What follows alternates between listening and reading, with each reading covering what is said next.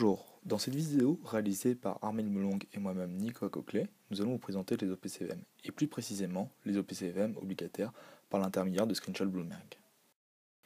Tout d'abord, dans une première partie, nous allons présenter les différents types d'OPCVM, SICAV, FCP, ainsi que certaines caractéristiques des OPCVM comme la valeur liquidative. Par la suite, nous nous concentrerons sur les OPCVM obligataires, nous verrons leur intérêt ainsi que le risque qui leur est associé et leur sensibilité. Tout au long de la vidéo, nous illustrerons nos propos via des écrans Bloomberg. Un OPCVM, organisme de placement collectif en valeur mobilière, est une entité juridique qui recueille des capitaux auprès du public et les investit dans un portefeuille de valeurs mobilières. Un OPCVM peut être de capitalisation, c'est-à-dire que les plus-values sont réinvesties, ou de distribution, où les plus-values sont distribuées. À la date du 30 novembre 2012, les encours en OPCVM ont été de plus de 1 million d'euros.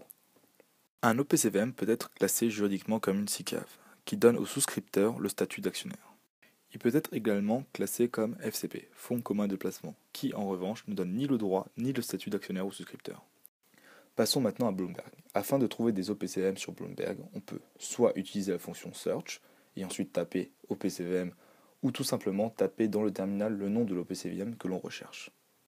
Passons maintenant aux différents types d'OPCVM. Selon l'AMF, il existe 6 familles d'OPCVM. Les OPCVM monétaires, les OPCVM obligataires, ce qui nous intéresse aujourd'hui, qui est composé d'obligations d'État et d'entreprise, ou tout simplement les deux. Et il y a également des OPCVM d'actions, indiciels, diversifiés, et à capital et fonds à formule. Dans la suite de la vidéo, nous nous concentrerons sur les OPCVM obligataires. Au sein même des OPCVM obligataires, il existe différents types d'OPCVM. Tout d'abord, il y a les OPCVM obligataires qui investissent dans les obligations d'État, a priori moins risqués que les autres OPCVM du fait de la faible propension des États à faire faillite, mais à rendement plus faible. Pour illustrer les OPCVM obligataires d'État, prenons l'exemple de la SICAV Aviva Security Europe, qui investit dans la dette des pays européens. Avec la fonction TES sous Bloomberg, on peut obtenir un résumé de la stratégie de l'OPCVM ainsi qu'un aperçu de sa performance. Il y a également les OPCVM obligataires investis en obligations corporate, plus risqués que les OPCVM obligataires d'État, mais avec une rémunération plus élevée. Il existe aussi des OPCVM mixtes, se composant d'obligations d'État et corporate. Prenons l'exemple du FCP CI France Garantie 2001, dont la stratégie est d'investir dans les obligations d'État et corporate. Enfin, il y a les OPCVM obligataires investis dans les obligations convertibles, ce qui donne la sécurité des placements obligataires et la possibilité d'être actionnaire. Prenons ici l'exemple du SCF Odo convertible, qui a pour stratégie d'investir dans toutes sortes d'obligations dans la zone euro.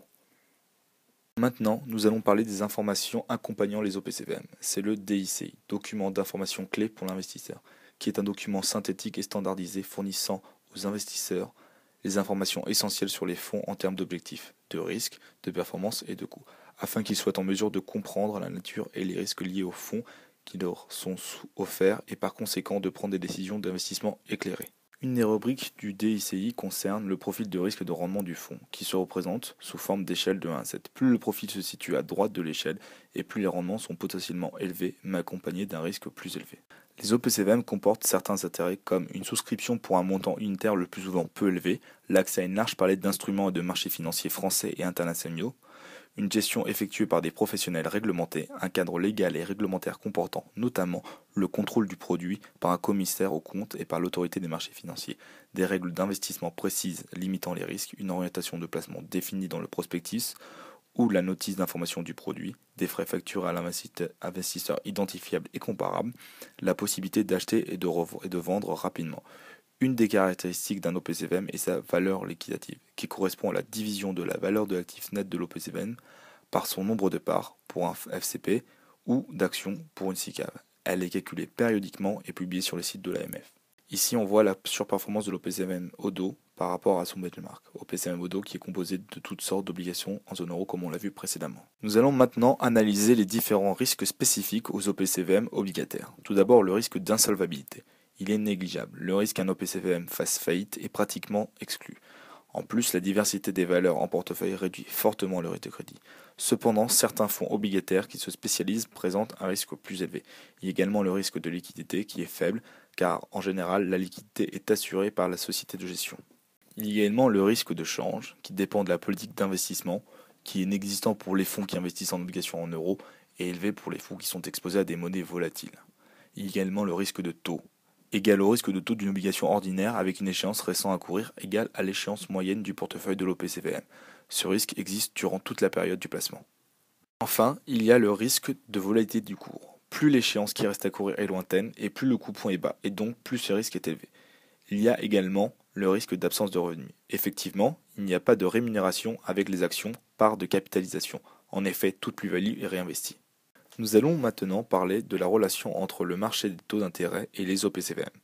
Lorsque les taux d'intérêt baissent, les obligations nouvellement émises offrent une rémunération moins attractive que les titres anciens. Ceux-ci sont alors davantage recherchés et leur prix augmente. Mécaniquement, le portefeuille de l'OPCVM, déjà investi en produits obligataires anciens, se valorise. Cette hausse se traduit dans la valeur liquidative. Pour confirmer cela, nous avons utilisé Bloomberg afin de comparer l'évolution du taux de la BCE et de l'OAT et l'évolution de la valeur de l'OPCVM Axiom, qui est un FCP composé d'obligations de pays européens. On remarque que dès lors que le taux de la BCE diminue, la valeur de l'OPCVM a une tendance haussière. On peut expliquer cela par le fait que lorsque le taux de la BCE diminue, la conséquence à court terme se répercute plus ou moins rapidement et le plus souvent, sauf exception, sur les taux à long terme et donc ceux du marché obligataire.